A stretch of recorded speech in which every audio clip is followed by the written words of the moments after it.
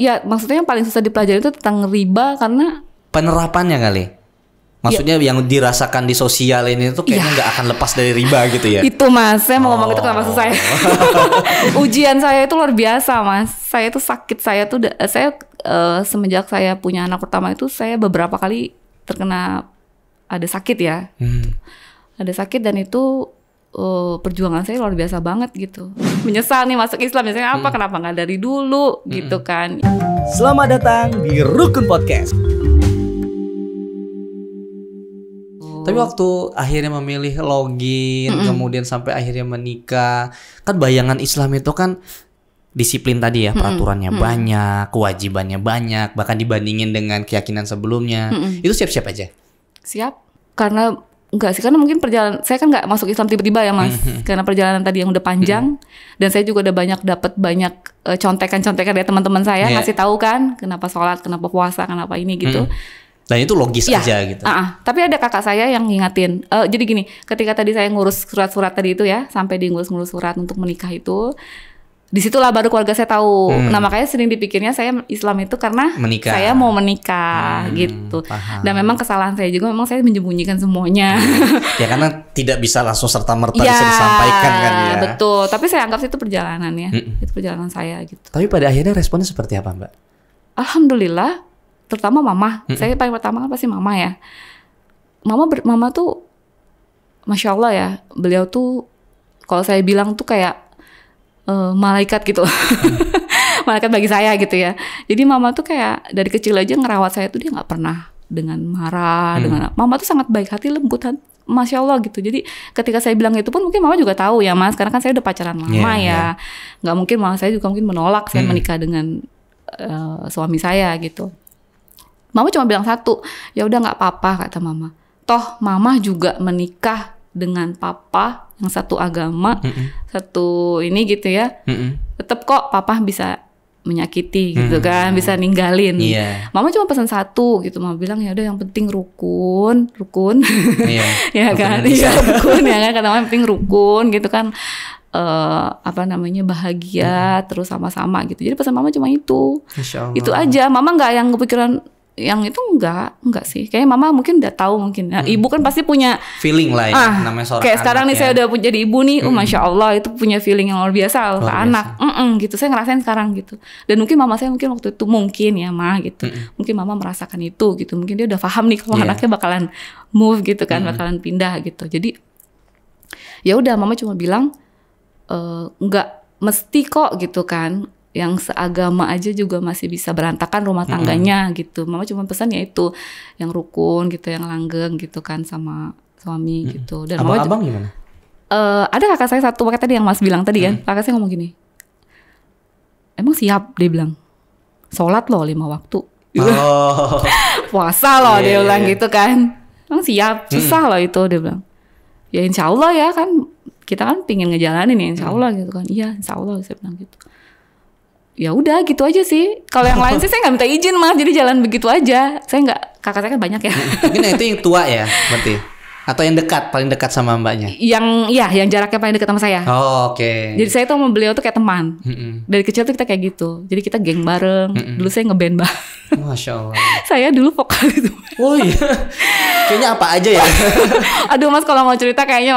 Masya Allah. Jadi ya udah akrab lah sama dia gitu loh. Jadi beda 2 tahun sama dia. Jadi ya waktu dari kecil tuh main bareng lah sama beliau. Jadi pas mau nikah dia cuma bilang itu aja. Jadi beliau tuh kan emang jarang ngomong ya, tapi sekali ngomong tuh ngena gitu. Masya Allah. Tapi uniknya Mbak Elisa tuh gini, kalau biasa ya mungkin berbeda-beda ya cara kita menyebut hidayah. Ada yang hidayahnya itu durasinya cepat gitu kan, ada yang durasinya lama kayak Mbak Elisa kan cukup lama nih, hampir 7 tahun 8 tahun gitu kan. Betul. Bahkan penasarannya itu kan ada dari mimpinya lah, dari penasaran dari teman-teman sekitar lah, sampai penasaran beli mushaf Al-Qur'an lagi kan. Masya Allah. Ya ada terjemahannya ya Mas. Ada terjemahannya ya. Karena kan saya baca terjemahannya itu. Saya baca. Apa yang sulit waktu belajar Islam itu? Yang paling sulit? Kalau sampai detik ini ya, maksudnya yang untuk di dunia ini gitu, tentang riba. Itu. Yang menjadi penasaran di ribanya itu apa? Yang masih saya ada di sekitaran kita ini ya maksudnya. Ya maksudnya yang paling susah dipelajari itu tentang riba karena penerapannya kali. Maksudnya yang dirasakan di sosial ini tuh kayaknya nggak akan lepas dari riba gitu ya. Itu Mas, saya mau ngomong itu kenapa susah ya. Gitu loh Mas. Itu yang saya berharap banget sampai detik ini tuh, itu yang saya lagi berdoa terus sama Allah tuh, berjuang untuk dipermudahkan di situ, di riba itu. Karena itu yang saya rasa, apalagi sekarang kan sudah semakin modern ya, apa-apa lebih dipermudah ya. Gitu, zaman dulu kan kita sulit ya hal-hal seperti itu. Sekarang kan apa-apa lebih dipermudah gitu. Pinjaman. Mudah banget, tiba-tiba dapat SMS gitu. Itu saya sangat banget berdoa minta dijauhkan. Dan iya, kalau sholat alhamdulillah. Oh jadi gini, balik lagi nih. Jadi ketika saya mulai, tadi kan suami belum rajin sholat tuh. Nah ketika saya yang 2012 itu, dia Masya Allah sholatnya. Jadi kita pergi kemana-mana. Akhirnya ini juga ya, magnetnya ya. Akhirnya jadi positif juga nih. Walaupun beliau nggak mengajak saya secara langsung ya. Tapi bisa saya katakan bahwa beliau memang salah satunya memotivasi saya gitu. Memotivasi saya juga gitu. Jadi namanya baru belajar kan tadi Mas bilang gitu. Memang belum langsung kan gitu. Tapi pas saya lihat mulai belajar sholat itu di 2012, beliau tuh setiap azan mampir ke masjid. Setiap azan mampir ke masjid gitu. Dulu kan kita anak jalanan ya. Jadi kita berdua kan berjuang tuh di jalan gitu. Dia gak pernah lepas itu, gak pernah ngelewatin itu. Selalu ke masjid sholat. Ya ibaratnya kita jadi belajar bareng Mas. Gitu, belajar bareng agama Islam gitu. Itu hidayah yang Allah kasih tuh lewat mungkin ya secara caranya mungkin belum bagus karena memang belum berpasangan, tapi karena keyakinan juga berbeda dipertemukan sama Allah nih yang hijrahnya juga nih sholatnya masih bolong-bolong nih, ditemuin lah biar termotivasi ujung-ujung positif sama kami saling pokoknya beliau tuh support sistemnya deh saya. Jadi sampai detik ini pun gimana ya, kayak Allah tuh, saya ngerasa kayak Allah tuh betul-betul menghadirkan beliau di hidup saya tuh benar-benar Allah tuh punya alasan tertentu gitu loh. Saya yakin gitu karena memang Masya Allah sih gitu temu sama beliau tuh. Itu takdir Allah tadi ya. Ya, yang tadinya saya nggak pernah sempat karena saya melihat mama dan papa yang sudah kasarnya sudah gagal lah gitu. Dan itu kan kepahitan itu kan luar biasa Mas. Karena kan ketika saya SD ya kejadiannya. Pengalaman pahit itu melekat banget kan sama saya, bagaimana tidak bersamai dengan kedua orang tua gitu kan. Sedangkan saya melihat teman-teman yang lain, mereka punya papa, bagi rapot sama papa, sama orang tua gitu kan, kumpul. Apalagi kalau saya ngeliat foto keluarga Mas, itu rasanya seperti teriris-iris. Kalau saya ngeliat keluarga gitu kan, di mana ada papanya, ada mamanya. Itu sampai saya besar juga kayak gitu. Itu mungkin jadi trauma juga ya gitu. Itu menjadi salah satu alasan kenapa anak bisa melenceng ya, secara akhirnya harusnya positif bisa jadi negatif karena dampak itu juga yang ngaruh ya. Bisa jadi sih. Cuma ya kebalik lagi sih Mas, semua kan Allah yang ini ya. Allah semua yang mengatur ya. Jadi Allah yang tahu yang ini mau kemana jalannya, yang ini mau kemana gitu. Jadi intinya setelah saya masuk Islam, setelah saya kenal Islam itu, ya udah saya benar-benar lillahi ta'ala, benar-benar yakin semua itu adalah ketentuannya Allah. Insya Allah. Benar-benar yakin bahwa Allah maha segalanya. Gitu kan, Allah yang maha pencipta, Allah yang memiliki semua yang ada di dunia ini gitu kan. Jadi kita nggak boleh sombong gitu kan. Saya yang dulu saya akuin saya memang kayak yakin ngejar sesuatu tuh karena saya gitu loh Mas. Kalau dulu kan mikirnya gitu. Kalau semenjak masuk Islam tuh saya ngerasa kayak bukan karena saya gitu. Mau saya berjuang kayak apapun. Kalau Allah nggak ngasih ya enggak, ya. Itu bukan kekuatan saya, bukan. Itu bukan kemampuan saya, bukan. Tapi itu karena Allah. Gitu, Allah yang ngatur semuanya. Jadi kayak ngerasa tenang gitu ya. Ngerasa lebih tenang, ikhlas. Itu belajar ikhlas tuh benar-benar saya bisa dapetinnya tuh di Islam gitu kan. Iya, terus juga jadinya tuh kayak tadi ya kita mau dari kita. Jadi di Islam itu dari kita buka mata ya sampai kan? akhirnya menutup mata. Sampai kita nutup mata mau tidur lagi. Itu semua ada peraturannya ya kan? Ada doa-doanya, kita buka mata ada doa. Kita mau bercermin ada doa. Masuk kamar mandi ada doa. keluar kamar mandi ada doa, melepas pakaian ada doa, memakai pakaian ada doa, melangkahkan kaki keluar rumah ada doa, masuk kendaraan ada doa. Ya Allah, Masya Allah Mas, di situ saya ngerasa ya Allah indah sekali gitu Islam ini gitu. Terus sampai beli kan buku. Dulu saya beli tuh yang lembaran-lembaran digulung gitu loh, set, doa harian. Oh, doa harian. Iya, itu saya pengen banget bisa hafal itu. Sampai akhirnya saya tempel di meja makan, doa masuk kamar mandi, doa. Itu saya tempel. Karena saya punya kekurangan ini Mas, saya akuin, saya tuh susah menghafal. Menghafal tuh agak sulit gitu ya. Jadi ya itulah cara saya. Jadi saya tulis, dengan tulisan tuh saya ngerasa saya bisa berulang-ulang tuh saya bisa hafal gitu. Dan saat itu juga kayaknya belum ada ini ya YouTube, belum gitu ya. Belajarnya juga nggak semudah sekarang gitu ya. Sekarang ada pun saya orangnya agak kurang sih. Saya agak kurang untuk ke sosial media sama itu saya agak kurang sebetulnya. Saya lebih suka buku gitu loh. Ya sebelum ada anak-anak ya, punya waktu banyak luang. Saya sangat suka buku. Makanya suami saya ketika masuk Islam itu mulai ikut kajian ya, udah mulai ikut kajian-kajian, tapi belum punya anak kan. Waktu itu kita kan agak lama tuh 2 tahun, hampir 2 tahun lah, belum dikasih rezeki keturunan. Jadi kita kajian apa segala macam. Suami saya sampai beliin buku 10 lemari buku tentang Islam. Sampai detik ini belum saya habisin. Pengen banget saya baca semua itu. Itu impian saya sih. Cuma ya balik lagi saya serahkan semua sama Allah ya kan. Allah yang Maha mengetahui. Ya saya dikasih keturunan, sekalinya dikasih terus ya. 3 sekarang anak saya, iya. Pinter-pinter, sehat-sehat. Masya Allah. Insya Allah ya. Yang pertama 6 tahun, yang kedua 3 tahun, yang ketiga 3 bulan. 3 bulan. Jadi mungkin Allah lagi kasih, ya udah yang ini dulu. Walaupun sebetulnya ini manusiawi ya Mas, manusiawi. Sebetulnya balik lagi ke saya yang tadi, saya kan suka belajar gitu. Sebetulnya saya pingin banget kayak masuk dalam satu lembaga, misalkan kayak pesantren yang mualaf lah atau apalah gitu loh. Saya pengen banget. Tapi kan ada yang sekarang yang digital gitu, via Zoom gitu. Kurang mantep ya. Pertama itu, kedua even digital walaupun even Zoom, mengurus 3 anak di rumah. Meluangkan waktunya bukan yang mudah.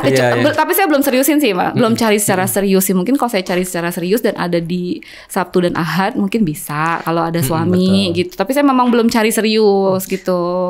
Pingin banget. Karena kenapa? Karena supaya kalau kita masuk ke dalam satu lembaga pendidikan gitu kan kita bisa belajarnya lebih teratur. Kalau gitu. ada pertanyaan juga bisa langsung. Iya, gitu ya. soalnya kalau belajar sendiri kan beda ya Mas. Atau kita cuma ngeliat kajian di YouTube gitu. Iya, jadi saya pengen sih belajar secara teratur gitu loh. Jadi jadi walaupun kemarin 2014 ya, saya nikah berarti sekarang udah 2023 ya. Udah hampir 9 tahun ya. Wow. Nah, itu dia ilmunya bisa dibilang saya kalau secara manusia ini belum puas lah gitu. Maksudnya masih banyak yang belum saya ketahui tentang Islam. Tapi ada hikmahnya Mbak. Pingin banget. Kalau misalnya disediakan sama suami tadi buku yang luar biasa gitu kan, walaupun belum sempat kebaca nih secara pelan-pelan. Belum semuanya. Betul. Tapi hikmahnya kalau kita misalnya belajar tapi lewat buku kitab yang tebal gitu, referensinya banyak, kita akan semakin wise, semakin bijak gitu kan dalam melihat Islam seperti apa, kita memandang hukum bagaimana gitu akan lebih enak sih.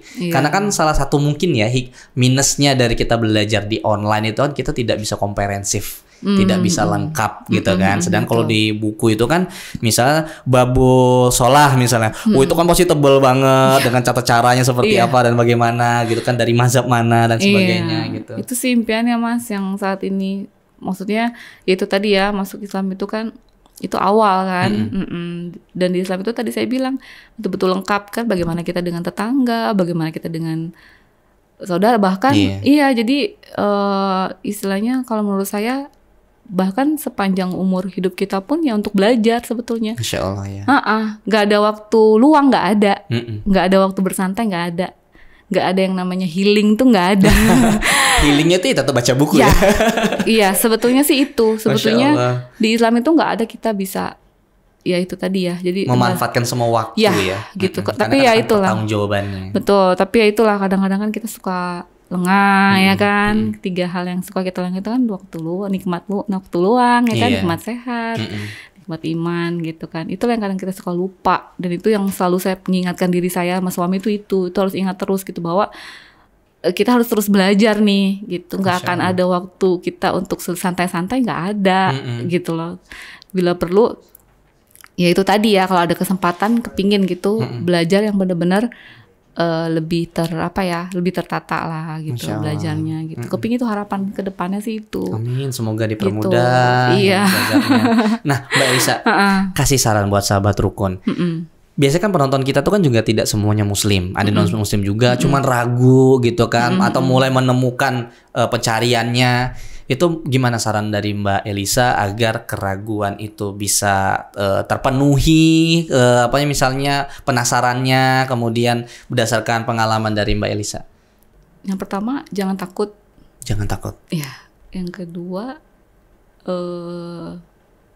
yakin ya. Yakin.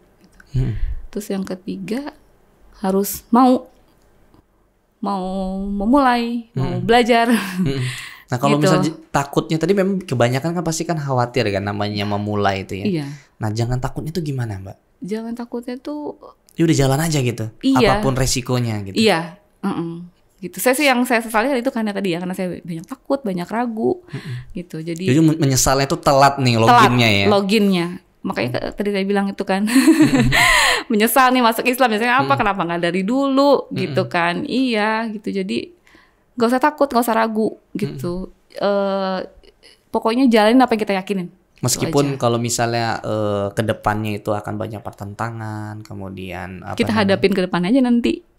Gitu. Kan Allah bersama kita ya. Masya Allah. Ya, karena gini Mas, tadi saya bilang ketika saya ya, ini menurut saya, nggak tahu mungkin yang lain gitu. Menurut saya, ketika saya mengenal Allah, ketika saya masuk Islam, saya merasa kayak seberat apapun kehidupan saya, seberat apapun yang saya hadapi, saya ngerasa saya kuat. Karena saya ngerasa ada Allah.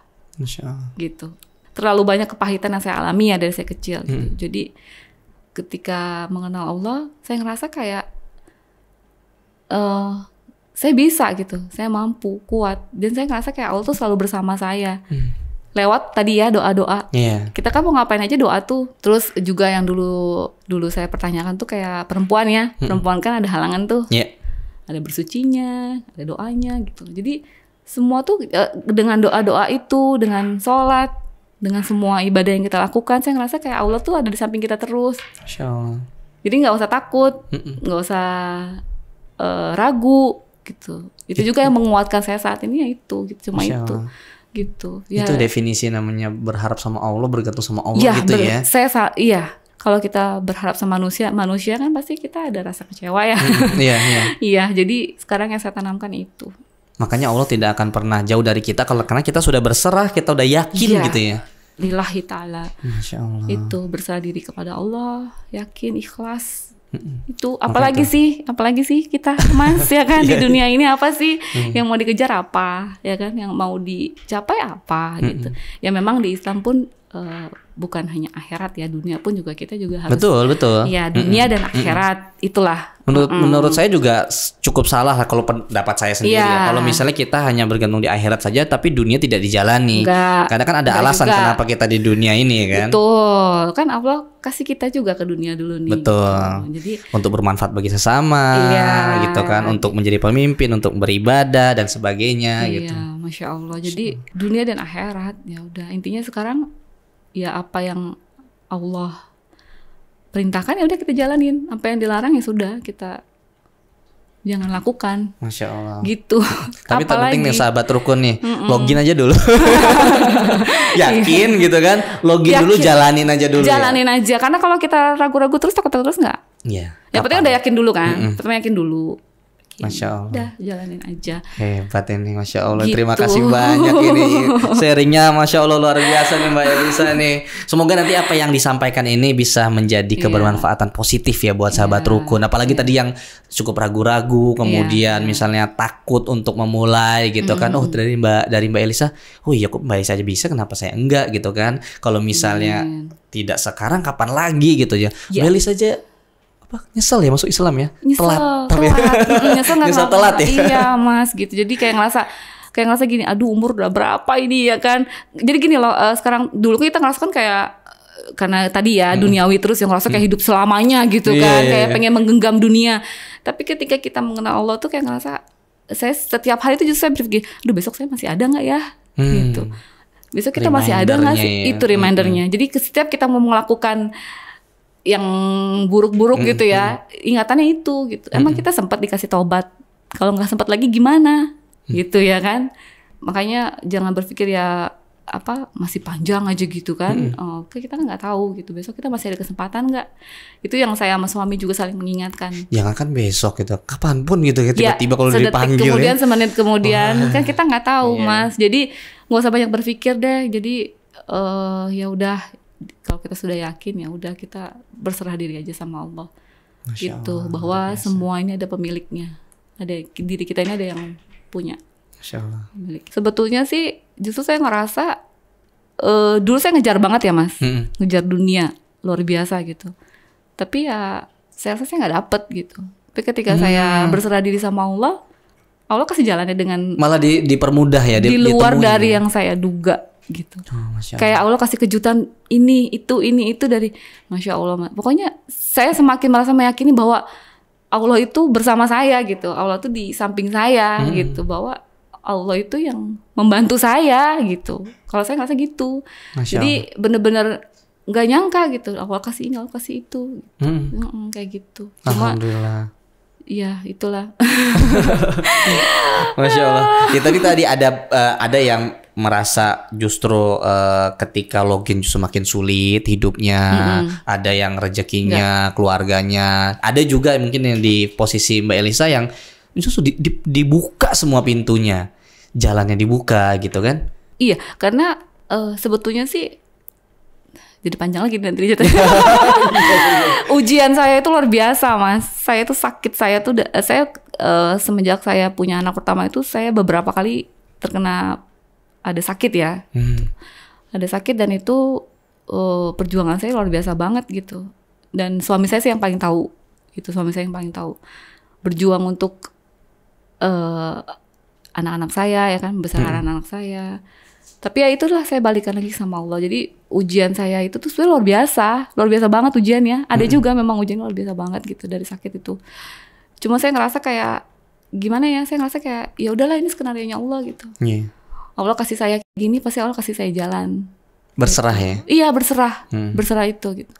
Saya sampai mungkin kalau saya belum mengenal Allah, saya rasa saya nggak tahu gitu apa saya mampu melewati itu semua gitu ujiannya, walaupun sampai detik ini sih masih terus lah ya, namanya manusia kan terus diuji ya. Iya, gitu. Pasti. Cuma kalau menurut saya betul-betul ditampakkan, saya kayak ngerasa banget ujian itu datang ketika saya sudah menikah. Itu banyak sebetulnya ujiannya, tapi alhamdulillah Allah takdirkan saya bertemu dengan suami yang Masya Allah bertanggung jawab. Masya Allah, dia orang yang paling positif, nggak pernah menyalahkan atau apa gitu loh. Jadi betul-betul dia positif gitu. Apapun kita saling melengkapi lah seperti itu. Jadi kita berdua berjuang Mas. Berjuang sampai detik ini sebetulnya. Banyak ujian yang kita hadapin gitu. Cuma satu sih sebetulnya yang memang masih ingin juga saya capai ya. Di samping yang tadi saya kepingin belajar lebih lebih terarah lagi gitu, belajar di Islam juga. Saya juga memang ya itu tadi, balik lagi ke impian saya waktu SMA itu tuh. Saya ingin membahagiakan mama dan juga ingin membalas budi kakak-kakak saya yang dulu membesarkan saya. Itu saya nggak pernah lupa. Semoga itu bisa dibukakan lagi pintunya ya. Dia selalu doa. Pokoknya intinya keluarga saya itu selalu ada di dalam doa-doa saya.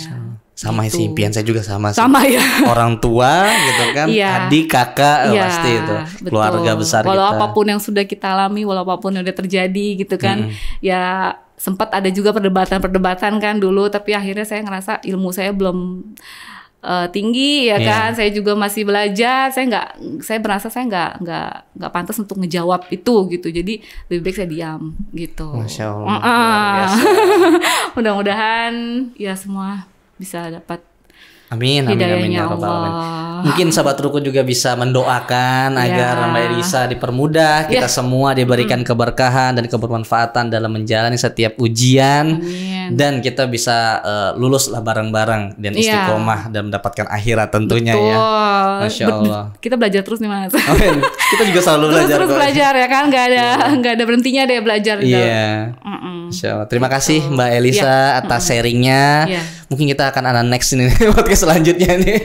Kita ngobrol-ngobrol lebih lanjut. Maaf ya kalau ngomongnya agak. Nggak apa-apa, kita lancar malah lebih enak gitu kan. Sahabat rukun juga ngerasa mendengarin kita kayak ngobrol bareng gitu kan. Buat sahabat rukun juga jangan lupa untuk di like, komen dan di share dan subscribe juga tentunya agar kita bisa semangat dan istiqomah menjalankan dakwah, jadi media, teman-teman sharing dengan sahabat rukun. Terima kasih sahabat rukun, terima kasih Mbak Elisa. Syukron. Wassalamualaikum warahmatullahi wabarakatuh. Waalaikumsalam warahmatullahi wabarakatuh. Selamat datang di Rukun Podcast.